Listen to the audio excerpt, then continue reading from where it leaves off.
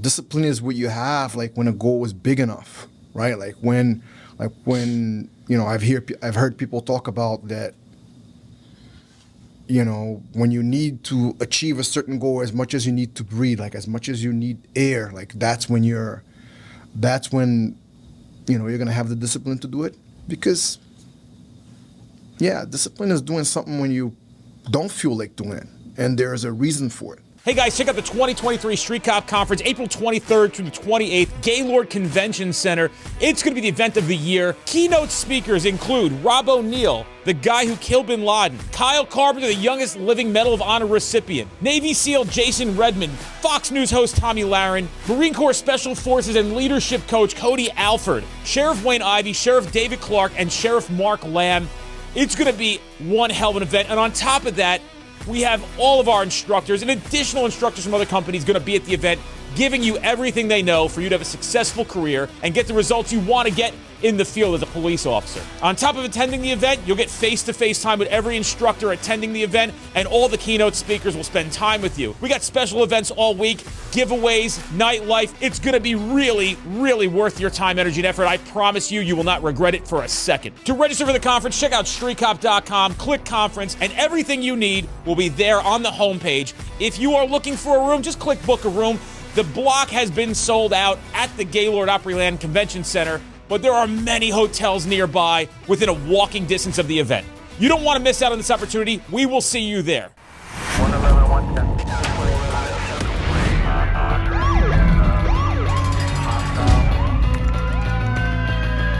You training to be a street cop? Hey guys, welcome to this episode of the Street Cop Training Podcast. Your host, founder, and CEO of Street Cop Training. My name is Dennis Benito. I have with us today, and boy, I don't even know where to start with this whole history of who this man is, but I'll let him explain some of his history as a UFC fighter. I don't want to even say this wrong because I know you did MMA, then BJJ, and then back to BJJ. It's a whole different thing, but let's face facts. He's a well-known guy in the space, but appreciate him being here. He's a kind of a New Jersey native. I think he's a Brazilian native to start with, but grew up in Jersey, right? Yeah, so adopted New Jersey native in a way, So I grew up in Brazil. I lived in Brazil until I was 20. Then I moved here when I was 20 years old, lived with Renzo Gracie, and I lived here in New Jersey for 25 years. Oh, shit, dude. So I'm like more New Jerseyan than Brazilian. I'm Jersilian, Ricardo Almeida, everybody. So, dude, how did you decide to come here at 20? What was the decision there? So the original school that I trained jiu-jitsu in Brazil, Renzo Gracie was there. When I started training, Renzo was one of the only black belts, and he had moved here. He opened a school in New York, and he was opening a school in Philly, and he needed like an instructor. And I was actually born in New York because my parents attended they did their masters when I was born. Then I moved back to Brazil. From 2 to like 20, I lived in Brazil, and then I came here. But having an opportunity to come and learn from Renzo, and lived at his house and traveled with him to Japan and later all over the world fighting and competing. So, dude, that's badass. Yeah. Wait, so all right, let's go back. Your parents are from Brazil. They come to New York. Yes. To go to college. Yeah. It's a very common thing, right? Yes. I have friends from different countries, or parents or people come and study. Did your parents speak English to you growing up, or just Portuguese? No, I think my first language was English. They were doing their master's degree, and then when we moved to Brazil, I lost it like completely. But I think I always had the ear for it, and then just English lessons and stuff. And when I came here, but most of the English courses in Brazil are like British English, so you learn like all this like British nomenclature, like trousers and things like that. And I don't know if you go to Macy's, I need to look at your trousers. People were like looking at me like, what is this guy talking about? But yeah, I think that I always kept the English a little bit in the back of my mind. So, dude, you grew up in Brazil. Tell me about that. Like, what's it like growing up in Brazil? And then how did you transition into like starting to train to fight? I mean, I started training martial arts because, especially at the time, if you go out, you're a young man growing up in Rio de Janeiro, you got to be able to hold your own, And yeah, Brazil it's like the Wild West. It's like here probably like 100 years ago, if not more than that, where there's a lot less, there's same laws, but the laws are a lot less applicable. Like if you get in certain situations, you're gonna have to handle them themselves. Yeah. So there was a lot of fighting growing up. Sometimes you just couldn't get away from it. It was just a matter of just being safe. So my dad wanted me to train, and I started doing jiu-jitsu when I was like 15. And, at 20, I moved here. I stayed with Renzo Gracie. I never really wanted to do MMA. I was more into the, teaching and practicing side of jiu-jitsu, But I guess my competitive nature, like I had an opportunity to do an MMA fight actually in Japan back in the day. And I won that fight. I came back to the United States, and then like into Renzo's gym walks Dana White and Lorenzo Fertitta at the time. Shit, dude. They had just purchased the UFC. What year was that? 90 something? 2001. Okay, I was going to say. They had just purchased the UFC. Or maybe they purchased in 2000, but 2001 is when they walked in. And they wanted to get Renzo to go fight in the UFC, but Renzo had a contract with Pride in Japan at the time. So Renzo's like, man, I have a contract, I can't, but I have these 2 kids over here. They could go and fight for you. They're really good. It was me and Metsera. So that's kind of like how I started fighting in the UFC. Like 2 months later, I was fighting in the UFC. That's fucking cool. Yeah. Before you were 15 and started fighting, like were you in a lot of fights before that as a kid? I mean, like as a young man, especially if you have no training, right? Like I think that, if you think you could fight, you're stupid. But, most of the times you don't think you can.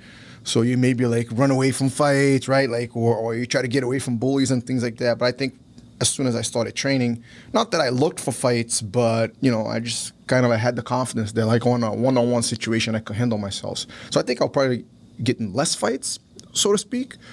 But yeah, if it needed to happen, then for sure. So, dude, you're 15. You're training in Brazil, and then you tell your parents. Like, did they know you were going down the road of like being a fighter? Is that what it was looking like? So they knew. I started competing right away. It was a very competition-oriented school at the time. So I started competing right away. Like I won a couple state tournaments. I won like the national championships as a junior. Then I won it as an adult for my belt level at the time. So they knew that I was very like deep into jiu-jitsu. But MMA just wasn't a thing, like fighting just wasn't a thing. Like I came here in 97, the first UFC was in 92.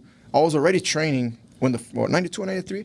I was already training when the first UFC happened, but it wasn't something that it was kind of like you need to be really good at jiu-jitsu to even do that. And I just never thought that I was good enough. But as the sport grew and I came here, I trained with Renzo, I had this opportunity and I just kind of took it, When did you know you loved it, dude? Because you have to love something to be this good at it, right? So were you 15 and the first time you did it, you were like, oh shit, this is for me?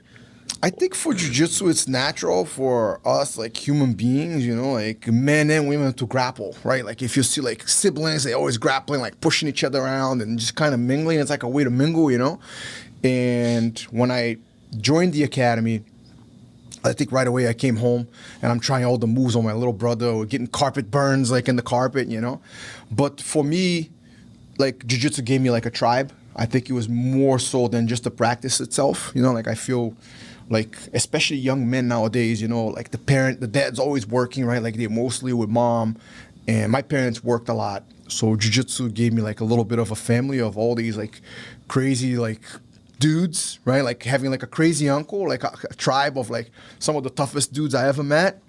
And, you see these guys that will go party and they always get in trouble. And I'm like, I don't think I want to be like those dudes. And then you see the guys that, you never hear from them getting in trouble. You never hear from them partying. And then they're killing everybody on the mats. I'm like, oh, I think I want to follow these guys, right? I think I want to be more like them. And these guys over here, they're always coming in and getting tired in the middle of practice. So it gave me a little bit of, a way to grow up, discerning from good and bad choices, or maybe choices that were a little bit more aligned with what I wanted to be, Yeah, that's cool. And when you came here, how was your English at 20? Man, like I said, it was, I was calling pants trousers and whatever the nomenclature But you from could British communicate, language, though, right? but I could communicate. Yeah, it wasn't that hard, I mean, I would say that it was much harder being an immigrant or coming into the country with a heavy accent. But you were you're actually a U.S. citizen, right? Yeah, you're born here. Yeah, but as soon as I opened my mouth, people were like, wait, where are you from? You know what I mean? Like, yeah, sure. But back then, I think people didn't accept foreigners as much. And I think nowadays, you know what I mean? Like we are the last stop of the world. Like everybody wants to come to the United States. Do you go back to Brazil often? I try once a year. My parents are still there. Do they come here ever? They do. My dad was actually just visiting for a month. Do they speak English? They do. That's cool, man. So how's your relationship with your parents? My relationship with my parents is great. Like I think they're separated, they're divorced, you know what I mean? Like, so I have like a different space and a different relationship with my dad and my mom. But, you know, even growing up into jiu-jitsu, my mom they're both really good athletes and competitive athletes. My mom in swimming, my dad in, you know, first karate, then he did like triathlon and, you know, surfing. My dad's a really good surfer. But when I fought, my dad would be like, oh, I can't watch this.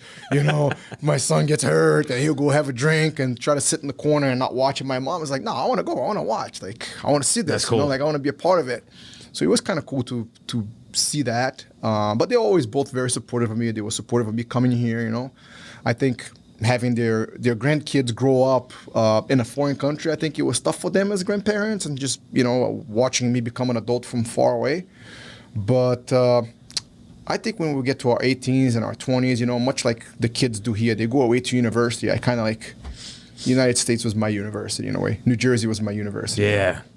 Well, dude, I mean, you came to a state where there's a big Brazilian culture here. Yes, true. You know, so, true. I mean, there are people who come here and obviously end up in Newark, right? Where there's a big Brazilian, and almost never even speak English because they're surrounded by just Portuguese-speaking everybody. My friend's father was he was born in Italy, but he came here when he was 3. So I didn't notice till I was an adult when we were at his pizzeria, and I'm like, how old were you when you left Italy? He's like, I was 3. I'm like, you grew up here? He's like, yeah. I'm like, how the fuck do you have such a heavy Italian accent? Well, because he grew up in Linden. He's like, and everybody spoke Italian. My grandmother told me when she grew up in New York, she didn't know people spoke English till she was 8 years old. She thought everybody spoke Italian in the United States. So it's very interesting, dude. Like, and I see a lot of people will tell me, like a lot of friends of ours who do emigrate from other countries, and they're like, if you come here and hang out with people from where you're from, you'll never learn the culture here, and you'll never learn English. Yeah. So you got to find like English-speaking friends, for sure. and to get your language better. So you go into the UFC. Tell me about like your career, dude. Like, tell me where it goes from there. You're 20. You're living with Renzo Gracie, which is fucking. What was that like? You know, like, is it crazy? Oh man, it was probably like one of the best experiences of my life, especially as a young man. You know, here I am with like a living legend, and he's just kind of like my older brother. You know, like you know, I'm trying to soak up everything as far as jiu-jitsu. But like with any great man, like you start to observe, see how they treat people, you know. And Renzo, I don't know if you ever seen or met Renzo, but it's like, you know, it's this larger than life personality. But he'll literally take the shirt off his back, and you know, he'll make anyone that he just met feel like you've known him for your whole life. And yeah, for sure, you know, observing like someone be like that, and at the same time, one of the best fighters in the world, one of the best fighters in the Gracie family, was for sure the opportunity of a lifetime, you know? That's cool. I think it's a huge part of why MMA got so big here in this area, where we've had quite a few champions. So many guys that are in the UFC come from New York, New Jersey area. I credit a lot of it to Renzo, you know? No shit, dude. It's interesting. We have a lot of people here. Yeah. So tell me more about, like, now Dana White comes in, you get recruited to the UFC. How'd that go? Man, so, you know, at the time, to be honest, I didn't want to go fight in the UFC. All the biggest fights were happening in Japan at Pride FC. Then later the UFC bought Pride. But at the time, the UFC wasn't even on pay-per-view, right? Like, we had like all these senators that, you know, were kind of fighting not to let the UFC be on pay-per-view. We just had this stigma of, I don't know, like, people didn't think it was real. You know, half the people didn't think it was real, and half of it was just like too violent, so people were like against it. Meanwhile, in Japan, you go to the fights and you're into these like 20, 30, 40,000 people arena. They actually had one at the Olympic Stadium with 80,000 people at one point. And I'm like, man, do I want to fight in this league over here where nobody cares? It isn't even on pay-per-view. And even though they had great fighters, at the time, if you wanted to be the best in the world, you were competing in Japan, right? And later on, many of those guys came, and actually a lot of the UFC guys were better than them. But I was like, Renzo, I don't want to sign with these guys. I don't want to fight in the UFC. And he's like, Ricardo, I met these guys. You should go. These guys are going to make MMA the biggest sport in the world. Like, this is going to be the biggest league in the world. And I was like, man, what is he talking about? Like, how? They're not even on pay-per-view. Like, how are they going to even have money to do this, you know? And then Renzo just had the foresight and again, you know, right place at the right time, and having the right mentor or the right guide. You know, Renzo made me sign with the UFC, and, you know, I fought in the UFC for quite a few years. Then I went back and I fought in Japan, then came back and fought in the UFC. That's actually when I met Frankie Edgar. I was still fighting, and he came to be my student, you know. But for sure, that was a huge door that I didn't want to go through. The Renzo talked me into it. It's interesting that Renzo had the insight to recognize a good opportunity. Yes. What did you learn from Renzo besides fighting, besides big brother, almost second father type of shit, but then business mind, business sense? Tell me about some of your business adventures, or I don't want to say business adventures, business ventures. Yeah. So what we do, you know, in teaching a jiu-jitsu school, right? Like it's a service business, right? Like, so you're in a sense serving people, right? Like a lot of black belts think that people are there to serve them. Like, I'm the black belt, I'm this. And when, no, it's the other way around. Like as black belts, like we're there to guide people and to serve them. And from Renzo, I learned to treat everyone equal. Like there is a typical, in any environment, there is a hierarchy that forms like pretty quickly, right? Depending on the type of business, on the type of culture. But the hierarchy in jiu-jitsu is a very performance-based. Who could beat who kind of gets a saying. And Renzo, it didn't matter how good you were, like he would treat everyone the same, right? Like you had like no favorites in a way. Even though in his heart of hearts, I think that he did. I think that's the first thing I learned. And then the second thing I learned is to be very welcoming, you know, like to people, especially what we do. A lot of times people come into the school, they're very scared, right? Like to, you know, if they come into a martial arts school, they know they're probably like the least proficient in a room full of killers, right? Like it's kind of like you're a little fish and you're walking into a shark tank. Like you know that something bad's about to happen to you. And Renzo was always very welcoming. He would always take the time to, you know, to shake hands, to hug, to smile, to talk, to get to know like a new person coming in, whether there was someone that was gonna just come and stay or someone that was just visiting for a week, right? Like, so for me, coming from, you know, I think I'm probably more like an introvert, like versus Renzo, you know, I learned and really quickly understood the importance of, you know, of being welcoming and creating a culture where everyone is able to help each other versus just sort of be like the old kind of like, you know, we see like Cobra Kai, right? Like if we see the Karate Kid, like that type of mentality and that type of culture, for sure, jiu-jitsu is nothing like that. What was it like transitioning into business, right? Starting to add that into your life of like now thinking about, I'm getting older, I'm going to start opening schools. What does your business portfolio look like a little bit? Like how many, you have the school in Robbinsville, right? So I have the school in Robbinsville. I've opened a few jiu-jitsu schools in the area. I had the school in PA, but I opened a few jiu-jitsu schools in the area with a team of a couple of my students, which is Gracie Baja. There's one in Princeton, one in North Princeton, and one in Newtown, Pennsylvania. I opened a couple in Arizona, partner up with my brother. About 8 schools in Arizona we opened together. He's out there running them. Like I go every once in a while. And I actually just opened a school in Florida. Like my main school, main location, you know, like I've been traveling back and forth between New Jersey and Tampa area. So that's been super cool. You know, like I like the people in Florida. Like I like the, you know, not to get too deep into politics, but you know, we basically got shut down during COVID up here, you know. So I like the ability to have a little bit more freedom and a little bit more business-friendly environment down there. And it's basically just cool people from here that have moved down there a little bit like me, you know. Almost like every one of our students have come from New York, New Jersey, Connecticut, you know, Indiana, Chicago, like all the frozen states, and you know, trying to get a little bit of a breather. But that's been a super cool experience. Are you living up here half the time and living down there half the time? How's that working? Half here, half there.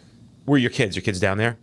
My kids are going into university. Oh, your kids are that much older than you? Yeah, Oh, they're both running track in college. So yeah. Now you're obviously involved in business. How much is this taking your time now? It's nuts, right? Yeah, so just to give you a perspective, like, you know, during COVID, like I changed the business model a lot. Like I took everything that happened in the administrative side and the office side of our martial arts schools, and I brought it to a virtual team. So we actually have a team of a couple of ladies that work with us. I have one lady that helps us with social media. She does all the social media design. She edits videos, and, you know, she does all that for like a couple of our schools. Then I have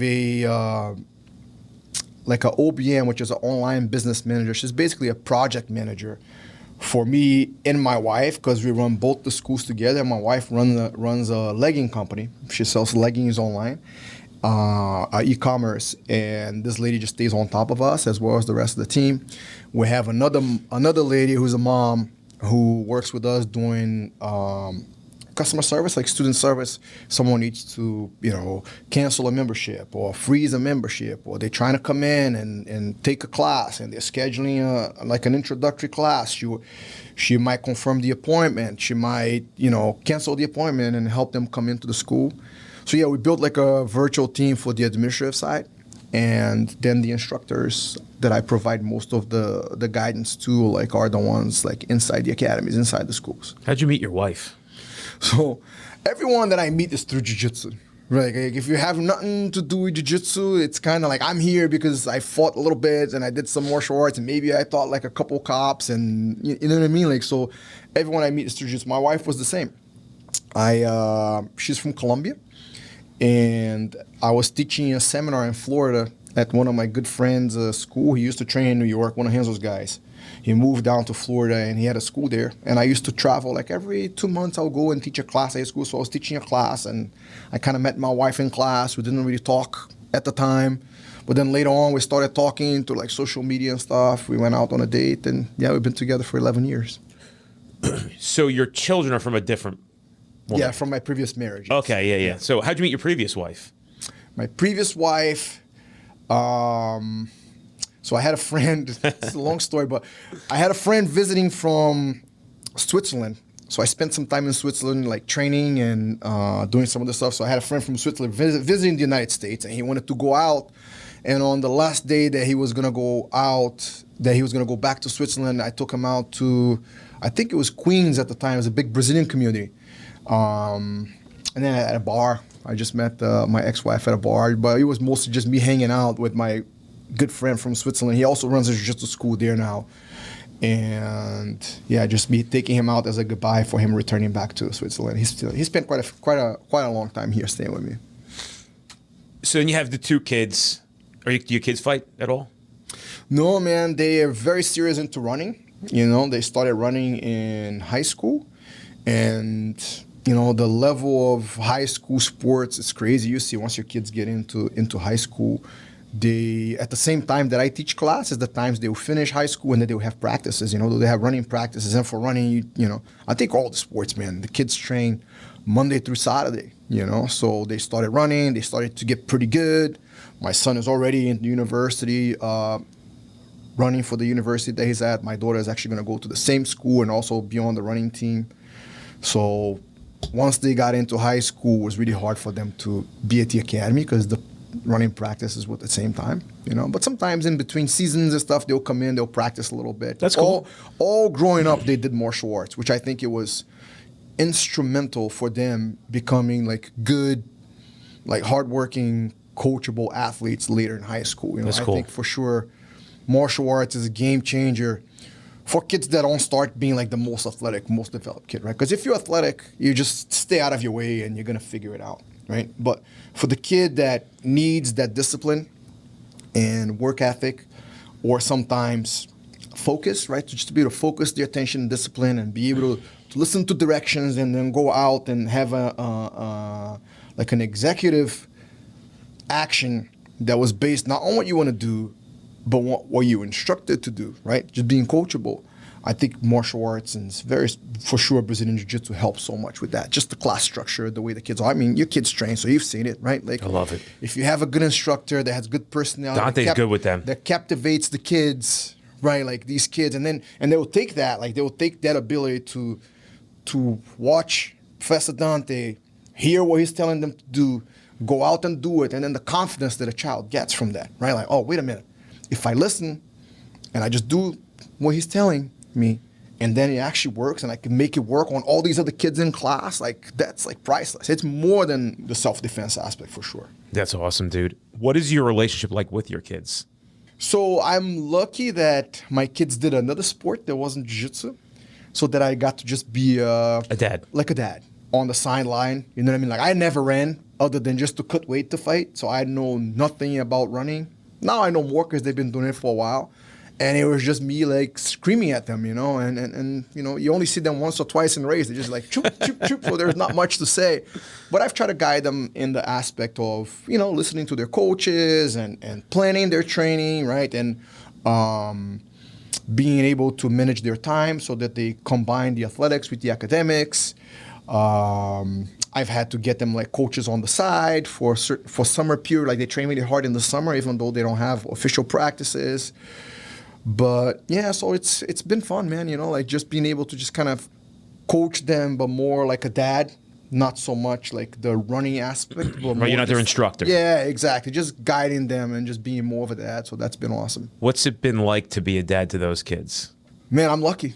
You know what I mean? Like I feel like having kids is like you go to Atlantic City and you go like roll the dice and you see what's gonna happen. Like I feel like through the experiences that I've been able to provide my kids, whether it was spending a summer in Brazil and seeing like a complete different culture, right? Like, or taking them to Europe to see like a place that's been there a lot longer than we have been here in the United States. And even jiu-jitsu and some of the great people that my kids grew, like Frankie Edgar, like my kids grew up, seeing Uncle Frankie, like, and, Uncle Eddie, like Uncle Renzo, you know what I mean? Like the uncles that I've had, that I've given my kids through jiu-jitsu. Now, all of a sudden, I think it was influential in them making better choices for themselves, hard choices. Like, man, this sport that they do is very hard, and to be a college athlete on a scholarship is very stressful, right? Like, they train at 6 a.m. every day, 6 a.m. practice, and then they go to class, right? Like, it's no joke. And I think what's allowed them to do that is to see that from Uncle Frankie, right? Like it's to have Professor Dante as their instructor that's, like this larger than life personality. It's cool. I just got to listen to my coach and I'll be okay. So yeah, it's been fun watching them grow up, but I feel like I've been lucky more than I've been a good parent, What's it like being Ricardo Almeida's kids? The reason I ask that is because, again, you're not in the law enforcement space. You have a correlation to law enforcement. We know that pretty much every MMA, UFC, BJJ guy and girl in the world really appreciates law enforcement and does the best they can to support law enforcement. It's really a true thing. I mean, cops and that's why we have a lot of BJJ and MMA fighters on the podcast, because police and this world, they almost go hand in hand. There's a lot of cops involved, and we have a lot of guys actually who are fighters becoming cops, which is pretty interesting. Yeah. We have a guy out of Vegas. He's in the academy right now. He's going to come on the thing. I don't want to say who it is, but he started following us. Like, who's this guy following? He's got a lot of followers on Instagram. I'm like, oh, it's like a BJJ. He's a big fucking fighter. But sometimes we go out and, we have a lot of notoriety now as a big training company in the country. And so we'll be out and people will recognize me and like, hey, can I get a picture with you? And my kids will always say to me like, do you know that guy?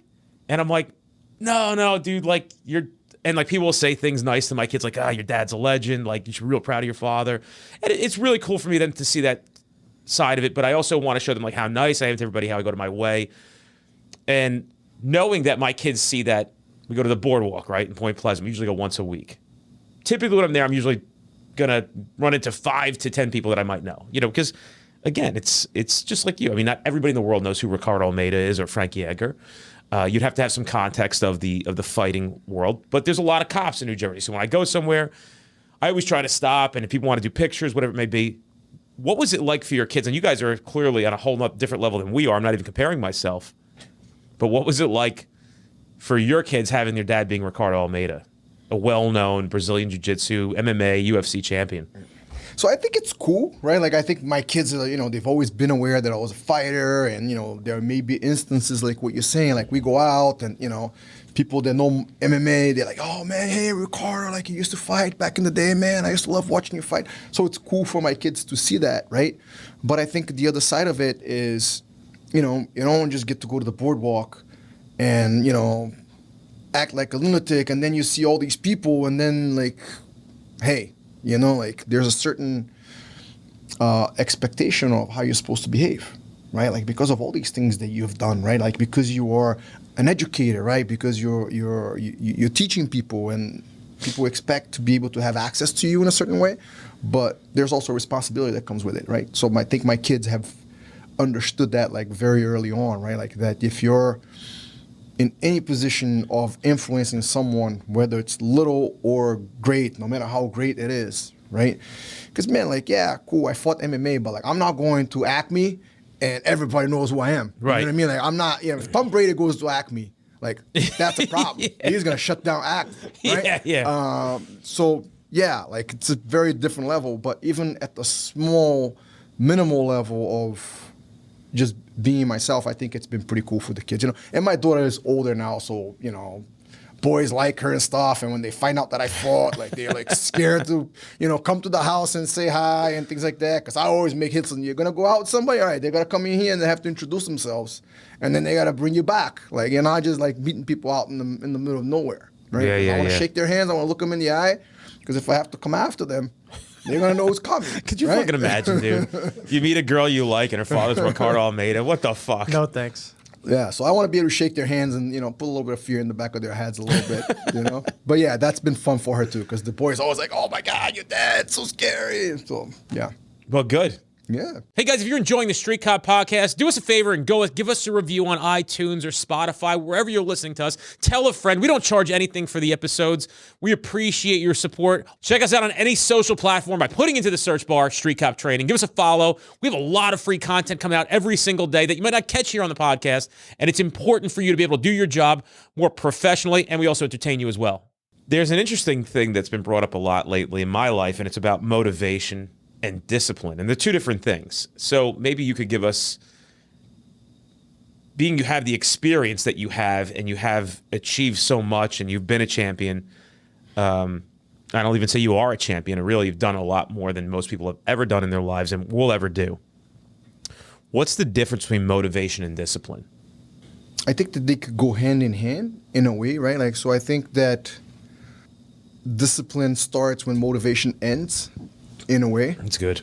Right? Like, I think, you know, I don't know when this is going to air, but to keep it, like, time irrespective, like, we're at the beginning of the year, right? Like, right now, everyone is super motivated with new goals and new hopes and new aspirations, right? Like, you know, second week of the year, so to speak. You know, where are people going to be in the second month of the year? Like, that feeling is going to be gone, right? So I think that, you know, discipline is what you have, like, when a goal is big enough, right? Like when, you know, I've heard people talk about that, you know, when you need to achieve a certain goal as much as you need to breathe, like as much as you need air, like that's when, you know, you're going to have the discipline to do it. Because, yeah, discipline is doing something when you don't feel like doing it. And there's a reason for it.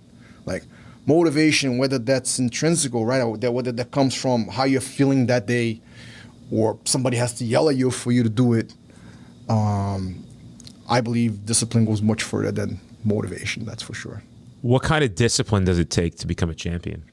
I mean, all of it, as much as all of the discipline that you could possibly develop, and then it's not even guaranteed, right? Like, a lot of luck goes into being like, as far as like competitive champion. I think all of it, and a lot of luck, and in a way in life too, you know. But I feel like in life, you get this momentum wave that, like, even if things don't go your way and you stay disciplined and you keep working hard, like that, you know, there's almost this, you know, people talk about the secret, the book, like, but, you know, in a way, you know, sort of like things around you start to conspire to make things happen for you, you know? It's not, oh, I'm going to play the lottery every week, eventually I'm going to win the lottery. Like, it's not like that. But I think that if you have a big enough goal and you stay disciplined in the executive actions that are required to get that goal, whether you finally achieve that goal or not, is irrespective of the type of person that you're going to become in that pursuit.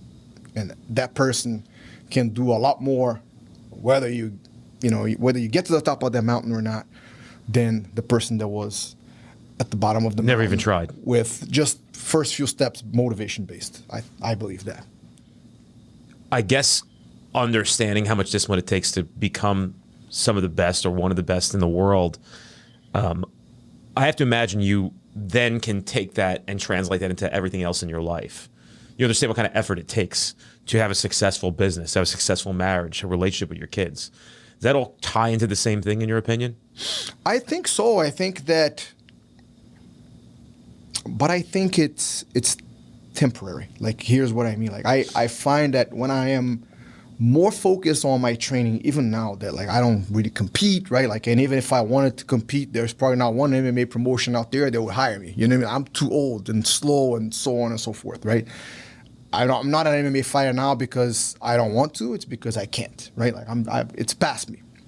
But when I'm training hard for somebody like, you know, my age and stuff, I feel like it seeps into other areas of my life. Like when I'm paying more attention to my training, then like I kind of pay attention more of how I talk to my kids, right? Like, and maybe I'm having a better relationship with my wife, and I'm being sharper, maybe looking at like, you know, KPIs on what's happening with my business, right? Like this level of focus and discipline, I think for sure permeates into every area of your life, right?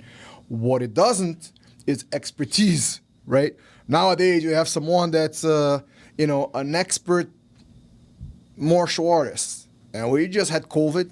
I had a lot of my fellow martial artists that became, you know, infectious disease specialists, especially on Instagram all of a sudden.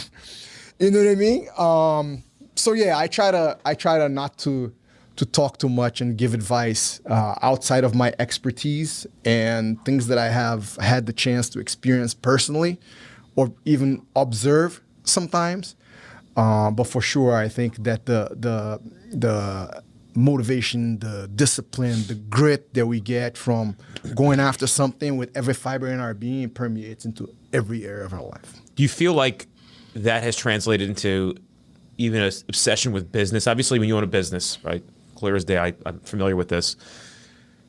There is a level of discipline with owning a business. There's a level of, and that discipline's interesting because it's a very, very broad statement. I think that discipline is not just how much time you put in the office being practical and doing things, but it's also how much time you spend educating in business. So how do you translate the things you've done in the fighting world into the business world? How do you educate for business? How do you try to make it better? Are you focused on trying to become the champion of business? Yeah, so I think, you know, the best way to learn something is to borrow the experience from other people, and whether it's podcasts, right, or whether it's YouTube, whether it's reading books. I think all those things are super important for being a business owner or you know, running a business, or whether it's like business seminars and events and conventions and all those things that sometimes, man, like, oh, I'm going to go to this convention, get on the plane. But yeah, like you get in there and there's a bunch of people like you. They are going through the same struggles as right. you. And next thing you know, you meet one person that's doing one thing slightly different, and that changes your business and that changes your life, right? Like, so I think that being involved and self-educating is really like the skill of the 21st century, in my opinion, right? Like, it's, yeah, cool. Like, you could go get a degree from a university, and that's great, and that, you know, it's for sure an achievement in itself. But a lot of these kids come out of university knowing nothing. And if you self-educate, there's just so much information out there, and it's only getting crazier. Better, right? Like, just better stuff. Now people are talking more about AI, like some of the stuff that's happening with like Chat GPT and like some of the stuff. It's just crazy, you know. Like, the world's just moving at a very, very fast pace. So we need to continue to educate, you know, from the finances side of the business, through the marketing side of the business, through the people side of the business. Like, those are all things that, you know, are constantly evolving. This is selfish of me to ask, and I always say this on the podcast because I'm obsessed with business. I love it. This is like my fucking jam, dude. It's like cocaine for me. Yes. And I don't actually think it's the financial success, because obviously you know that not everything in successful business will return in money. A lot of time, maybe sometimes we start with the idea of making money, but we find that there's better things that come out of it than actual money. And that's typically comes back from what people are getting back from you and your efforts. And that becomes very addicting. And when you can start to have impact and change in a lot of people's lives, it's really, really something.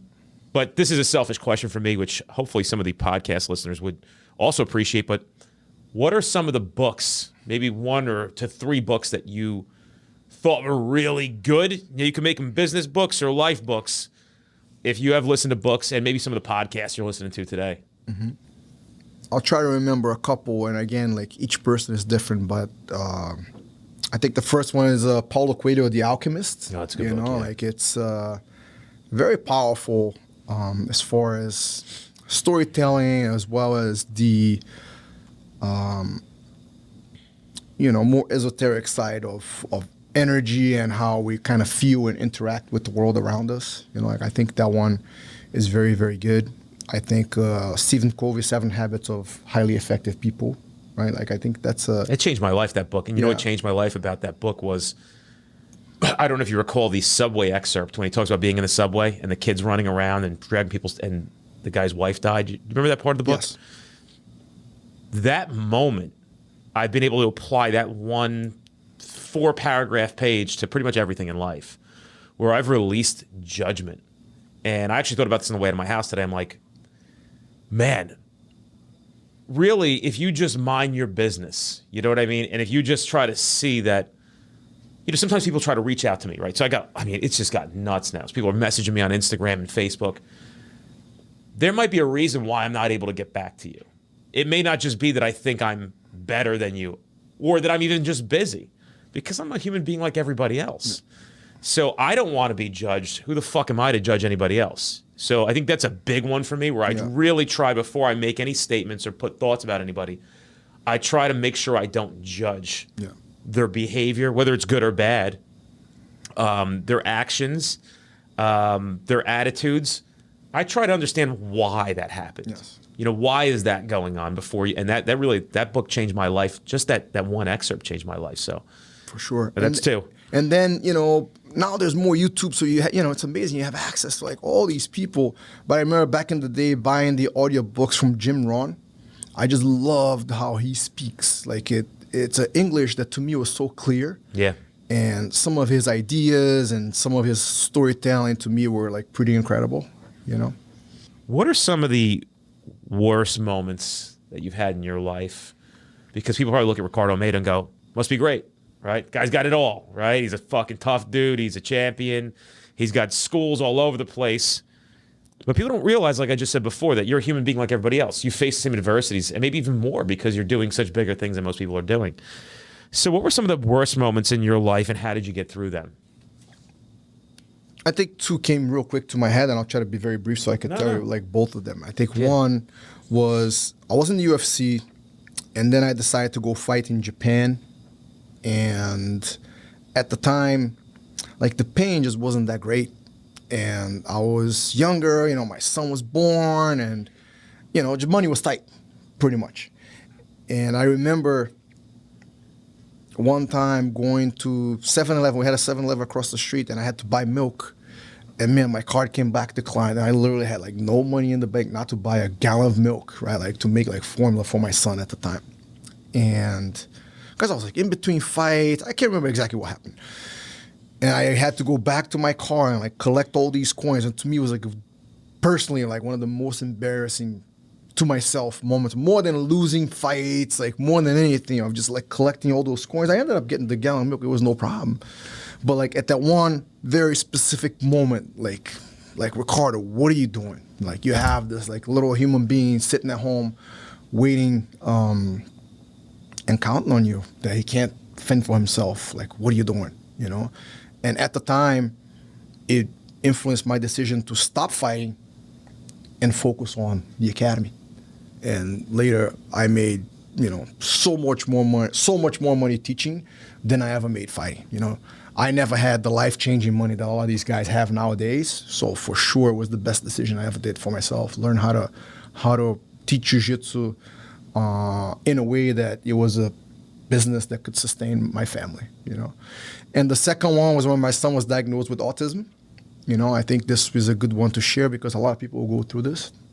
I remember my son wasn't hitting his developmental milestones. Like he was barely verbal. Like he would speak a few words, like no eye contact, some of the flapping and sort of like sensory issues that sometimes we see with kids in the spectrum. I was like, man, something is wrong with this kid. But like, we just have this love for your child, and especially your firstborn child, that you have nothing to compare, that, it took too long for us to go and get my son evaluated. And finally, had a really dear friend that went, actually to like Columbia University. She had like a connection at Columbia University. We had like all these people, diagnosed my son, and they told me, hey, yeah, your son's autism, and I didn't know what autism meant. Like, I thought that it was basically Rain Man from the Tom Cruise movie back in the day.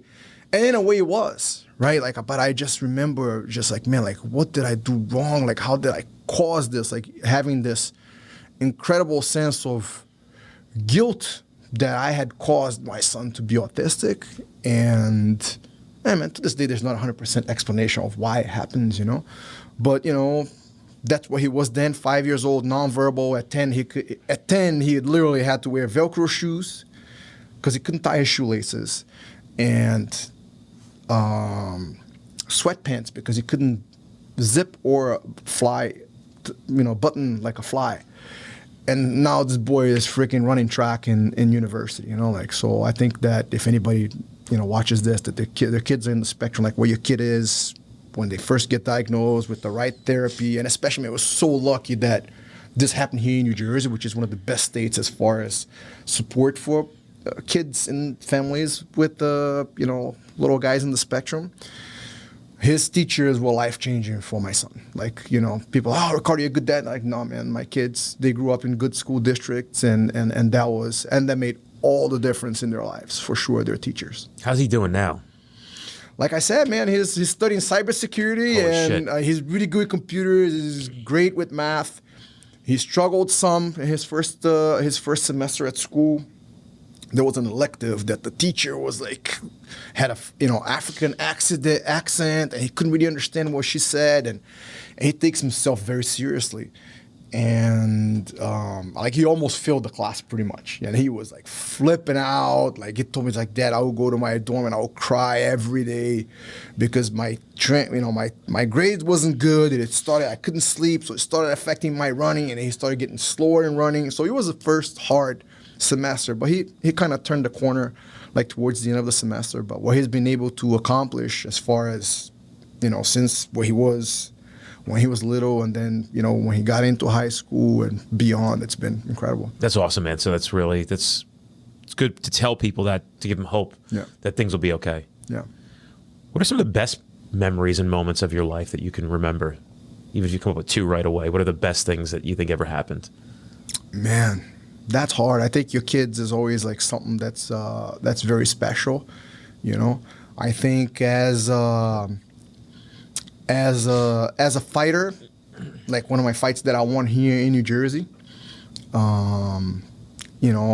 fighting over there in Newark after the fight, we all went to Mark Henry's, the boxing coach for the team. We went to his pizzeria, and he just kind of, turned the ovens on and, grabbed the door in the back. And, we were like maybe 20, 30 of us like in his pizzeria until like 6 o'clock in the morning making pizza after, having just been able to win a fight in Newark. That was pretty special.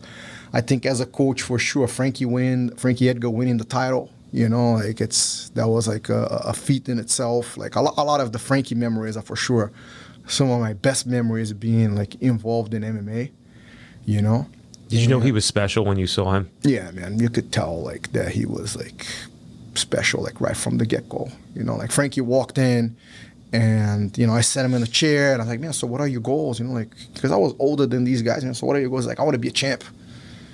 And I'm looking at this guy, and back then he used to fight at a much bigger weight class, and I'm like, man, how's this guy gonna, how is this little dude gonna be champion in the UFC? And a year later he had the belt around 2 years later he had the belt around his waist. And, for sure, one of the best fighters we've ever seen. So Frankie is a special person that I have in my heart, like a huge inspiration to me. Not just fighting, but just how he carries himself as a person, as a father, like he's the man. And he'll be in here in an hour, which is fucking funny. Oh, man, you have a blast. Frankie's the best. Him and Dante together, this should be interesting. Yes. I guess I got to kind of twist this a little bit for law enforcement. Yes. Why is BJJ, MMA, this kind of fighting so important for law enforcement? Now, a lot of us now have seen a lot of videos that are surfacing of, and typically there's two different types of videos. One is cops looking like complete jackasses, getting their asses whooped, trying to pull out batons and tasers. And then the other ones we're seeing is trained cops who obviously are in a gym training martial arts in some sense, typically BJJ. I mean, that's really where it's correlating. Why is it so important for law enforcement to be comfortable and have skills like this going into a field where it's typically almost inevitably going to be physical? Why is it so important in your opinion? We are what we train, right? Like in a way, right? Like we are we eat, but we are like our behaviors, right? Like, so I think as a cop, if you're training martial arts, and I think very specifically Brazilian Jiu-Jitsu really empowers, if you're in the law enforcement, the ability to control and subdue another human being without striking, like without hitting, and even without choking, right? Because choke is a huge submission in Jiu-Jitsu, and now you're not supposed to teach chokes, you're not supposed to apply chokes. That's just one of the moves in Jiu-Jitsu, right? Like you're able to go and pin somebody down without having to pound their face in. But there's a limit to that, right? Like next thing you know, if you're asking some 300-pound guy, 6'6", to get off the vehicle, and this dude comes out, and now you got to pin this guy down. It's like, hey, it's time to get some reinforcements over here, right? Like there's a limit to what you can do. But I think what Jiu-Jitsu does, and this is how Jiu-Jitsu revolutionized martial arts, and I think that's why Jiu-Jitsu was so effective, very specifically in the very first UFCs, right? Where Royce Gracie, like this skinny little dude, comes out and just surprises the world, like, wait a minute, he'll just take you to the ground and he'll submit you, and people didn't even know what was happening, right? Jiu-Jitsu, because we train so much and because we make the training so safe, I'm able to grapple you 100% and you're able to grapple me 100%, right? Like, so I'm walking in here, I walk and I see like all these jack dudes, and I'm like, man, could you imagine these guys on the floor? Like I'm already, like my head is already kind of sizing people up. But if we train, right, and if we train on a consistent basis, we develop all the, not only the skills, but the muscle memory, right? But very important, the mindset to be able to deal with a chaotic situation that it is, pretty much being in a fist fight or being in a scuffle where you're having to go try and pin somebody down, and they're trying to hit you. Maybe they're trying to take your gun away, and maybe they have a gun hidden or a knife hidden. Like I can't even imagine being in a situation like that, right? Like I think people are a lot harsher on some of these law enforcement encounters than they have the right to say, right? Like it's tough. It's tough being in a fight. Imagine like if someone has a gun hidden and things like that. But I think that with training, I think that there for sure can be a better response from the law enforcement officer, right? Like I think that being able to practice these moves day in and day out. Now, next thing you're going out there and you're not hyperventilating. It's like, give me a gun. Ricardo, here's a gun. Like, go. What am I going to do there? Am I going to throw it at somebody? Right? Yeah. I'm gonna throw it. When they catch it, I'll double leg them, take them down. That'll probably be a better strategy than me trying to shoot them, right? Because I have no idea what I'm doing. Yeah. So with the grappling, it's the same thing, right? Like being able to have this practice day in and day out. And I know that sometimes it's hard for the officers. Like we were talking about this before, right? Like you're going to attend class in the same town where you're actually like pulling people over and dealing with criminal activity, like that stuff, right? Like, so how can we create more training opportunities for the law enforcement body as a whole, where perhaps there's someone that's a really good teacher in jiu-jitsu that's doing it under the supervision or under the cooperation of someone more on the law enforcement side, and these training sessions are happening a lot more often on a lot more consistency than what they're having now. Like, because we need, the training is needed if it's actually going to have the response that's required, right? Like, I think that's where jiu-jitsu can be very powerful that way.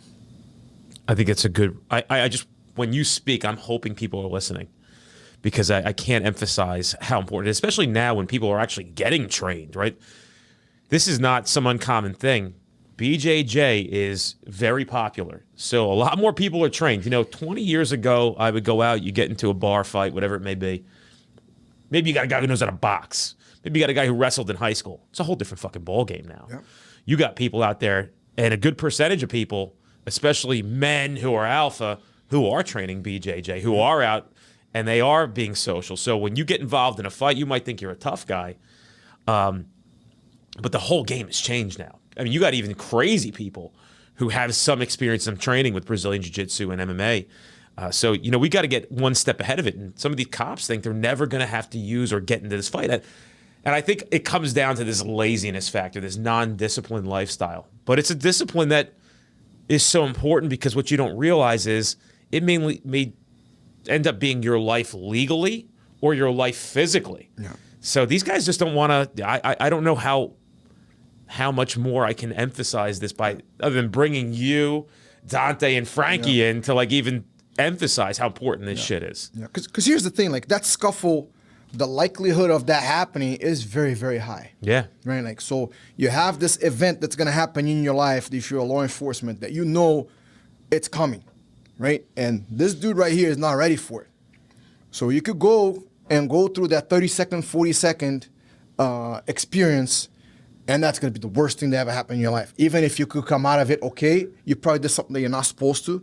And next thing you know, maybe you're losing your job that you shouldn't, that you worked so hard to get, right? Or you could every week chomp at the bit and start getting ready for it. And be the dude or dudette or lady that's ready for that scuffle, right? Because you're going to have to pay that price, whether it's a 30-second experience that's going to be the worst, or little by little with training, just sort of getting ready and rising to that occasion with a little bit more preparedness. And I think that, if I was in that position, I would probably choose to be ready versus not be ready. Because, the likelihood of that happening, it's about 100%. Yeah, it's going to happen. I try to tell people, it's not a matter of when, it's when. Yeah. What would your position be if you had to put a trained female Brazilian Jiu-Jitsu fighter up against an untrained male? Mm-hmm. How effective can women be against a man even? And again, we know that men are just naturally built differently than women, mm-hmm. right? So I think men are advantageous already off the hop because of genetics. So how do you turn the tables as a female training Brazilian Jiu-Jitsu? How effective can a woman be at controlling a man? So I think there's a limit. Right, very specifically in body size and strength, right? But if you take a 135-pound dude versus a 300-pound dude, 6'6", right? That's maybe hopped up on drugs. This guy's effectiveness against that big guy is going to be very little, right? In any way, shape, or form, whether it's striking and grappling, or I'm trying to put this person to the ground, right? Now, as far as a girl being able to mess a dude up in grappling, we've seen, there's plenty of videos. I have videos of there's this girl that used to train with me. She was a teenager. She's choking out some Marine, right? In a jiu-jitsu competition, right? There's plenty of videos out there of these girls just messing up dudes that have no idea what they're doing. Now, a lot of times they're grappling, right? But there is plenty of examples. There was just an example of a Brazilian girl that fights MMA. She might even fight in the UFC, that someone came and tried to rob her, and she just messed this dude up. First she beat the crap out of him standing, then she took this dude down, took his back, put him in a choke, and this guy is all messed up, and she just waited for the cops to get there to take this guy. So the effectiveness, whether it's a teenager or a woman, someone that doesn't have the strength versus an adult,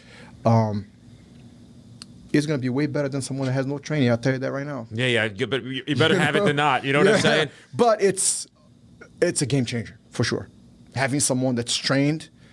Or multiple people that are trained, right? You got multiple cops showing up. They're all trained. Yeah, then for sure. Yeah, you're going to fuck people up. It's going to be... Yeah, man, girls... A lot of times, girls, new guys come into the gym, and the girls will just mess them all up. Yeah. That's my last question. You've lived one hell of a life, dude. I'm sure we haven't spent a lot of time going over all the experiences, but I'm just gathering you were here in Europe and China and just living this very different life than everybody else. With all that being said, at this moment in your life, you're in your mid-40s now, right? Yes. How do you feel about life? Man, can I do it all over again? Can I start over? You know, I mean, I feel like I'm just getting started in a way. You know, there's so much more to do. But I feel also like I've come a long way, and I'm proud of some of the things that I've done. I also feel like I've made mistakes that if I could go back, I would not make them. And even if sometimes you don't get to go back and say, hey, I'm sorry, like I think that the feeling of feeling sorry is there. But man, I love life. I love the opportunity I've been given, and I try to cherish it by taking care of my body and my mind so they could keep functioning. I enjoy, you know, from training jiu-jitsu through surfing, through just being physically active, but I also enjoy helping people. So I want to be, you know, fit enough so that I could do jiu-jitsu and teach jiu-jitsu at a high level for a long time. So yeah, I'm just getting started. I enjoy it very much. That's awesome. Why'd you decide to do this podcast today? You took time out of your day. Man. You made a decision. It was the free water, wasn't it? That was the pitch. It was not only this free water, but the biggest water storage that I've ever seen in a very long time. We stay hydrated here. No, I think that, you know, more cops need to train martial arts, right? You know, very specifically like a grappling-based martial arts. So if I could come in and maybe say like one thing that somebody listens and they're like, oh man, I like that dude Ricardo. Like not all the martial arts schools are like Cobra Kai. Like I think I could do this, right? Like I think that it helps. So I think I try to think of, you know, certain things that I could do or say that can have a ripple effect. And for sure with you guys, you know, incredible podcast, like unbelievable setup. Like I think that you make you have a huge audience, and you know any little thing said in here makes a huge splash. So why wouldn't I be here? What I'm hearing is that you actually care about law enforcement, and it's important for you to be somebody for them and try to give them guidance, which is great. Appreciate that. For sure. That's awesome, dude. And where can they find you? I think people should follow you on Instagram. You got a good IG. I mean, man, don't follow me. Follow these guys. They know what they're talking about. I mean, follow him too. This is the time. Yeah. I'm on Instagram, on Facebook too. I have my schools. One here in Robbinsville, New Jersey. Another one that I just opened in Lakewood Ranch, Florida. We actually have a couple cops. We have a couple Homeland Security guys. You know, very interesting people as always. Kind of become attracted to jiu-jitsu. But yeah, I'm around. I'm on the mats. Like if you look for jiu-jitsu and you could spell Ricardo and Almeida, you'll find me for sure. What's the website for all your schools and stuff? RicardoAlmeida.com. That's awesome, dude. All right, appreciate you being here, man. This is great. Thank you. You're the man, bro.